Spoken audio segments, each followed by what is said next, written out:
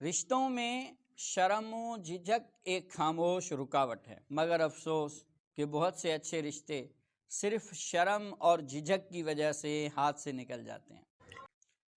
رشتہ طے ہونا زندگی کا نہایت اہم مرحلہ ہے۔ آدمی سوچتا رہ جاتا ہے کہیں برا نہ مان لیں، کہیں انکار نہ ہو جائے، کہیں لوگ کیا کہیں گے، اور یہی سوچ خاموشی میں بدل جاتی ہے۔ رشتوں میں شرم و جھجک ایک خاموش رکاوٹ ہے، مگر افسوس کہ بہت سے اچھے رشتے صرف شرم اور جھجک کی وجہ سے ہاتھ سے نکل جاتے ہیں۔ رشتوں میں رکاوٹ بننے والی وہ ایک غلطی جو سب کرتے ہیں، لہٰذا اس ویڈیو کو آخر تک سماعت فرمائیں۔ رشتوں میں شرم و جھجک ایک خاموش رکاوٹ ہے۔ رشتہ طے ہونا زندگی کا نہایت اہم مرحلہ ہے، مگر افسوس کہ بہت سے اچھے رشتے صرف شرم اور جھجک کی وجہ سے ہاتھ سے نکل جاتے ہیں۔ اکثر ایسا ہوتا ہے کہ کسی کے گھر میں رشتہ دینا یا لینا مقصود ہوتا ہے، دل میں بات بھی ہوتی ہے مگر زبان ساتھ نہیں دیتی۔ آدمی سوچتا رہ جاتا ہے کہیں برا نہ مان لیں، کہیں انکار نہ ہو جائے، کہیں لوگ کیا کہیں گے، اور یہی سوچ خاموشی میں بدل جاتی ہے۔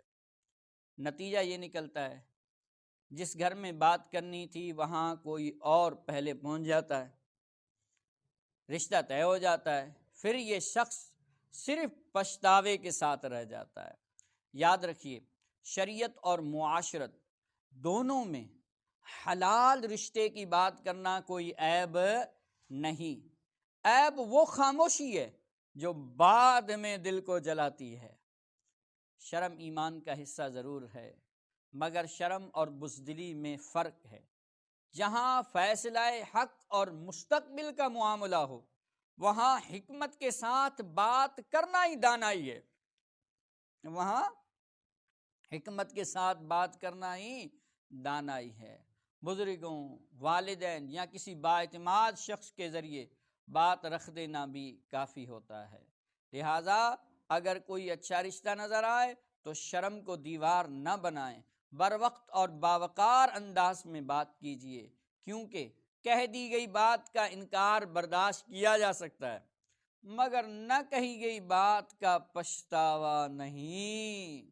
لہٰذا آپ جہاں پر رشتہ کرنا چاہ رہے ہوں یا کہیں سے لینا چاہ رہے ہوں یا دینا چاہتے ہوں تو برملا بر وقت کسی بھی صحیح انداز سے، صحیح طریقہ کار کے مطابق اس کا اظہار ضرور کیجیے۔